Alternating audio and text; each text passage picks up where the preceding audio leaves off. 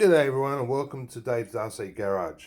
Today, as I mentioned in one of the other reviews, I want to have a look at the similarities and differences between these two two-wheel drive HSP chassis. Let's have a closer look.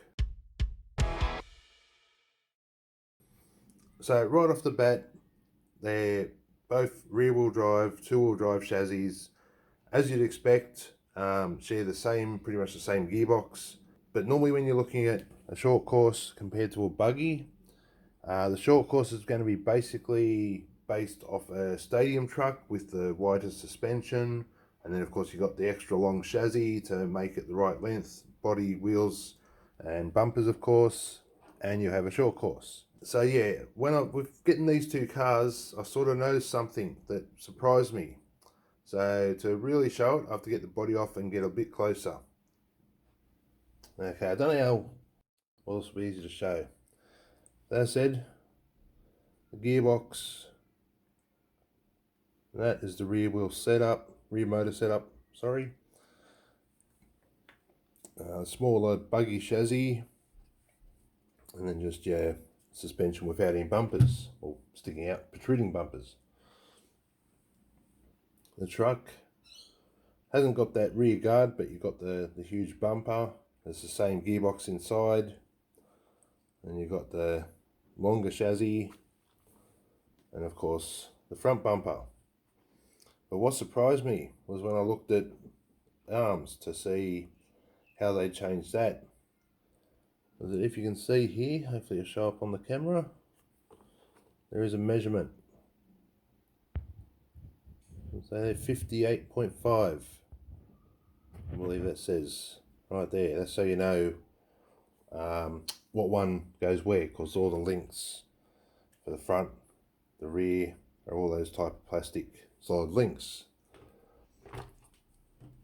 When I got to the two-wheel drive buggy and had a look, 58.5, the same links. And I was like, hang on, that doesn't make any sense. This is meant to be buggy, and this is meant to be stadium truck. So how's that going to work? Because as you can see, there is a bit of difference in the width, and it's not just in the wheels. I'll have to get the spanner and I'll show you how they've done this. Okay, so as you can see, with the wheels off, all they've done on the truck is put on these long hexes and longer axles instead of making the arm itself any longer. Now surprisingly, this thing actually handles really well on the track. There's no problem with that, but just the fact that they just sort of like made longer axles, and it's like, yeah, okay, I'm not gonna bother running it anymore, at least at the racetrack for a short course. I do have another plan I'm going to do with this now.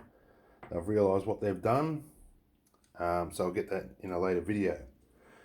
But so apart from that, like that difference of the axle, the whole suspension, shock towers, shocks, front and rear of these two vehicles are the exact same.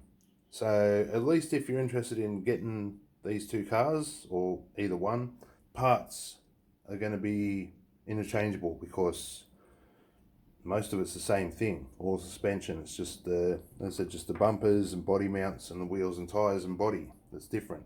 One other thing, but before I end this video, that I did find interesting, as you notice when I turn around, this one's got a blue motor plate, this one's got a gold motor plate.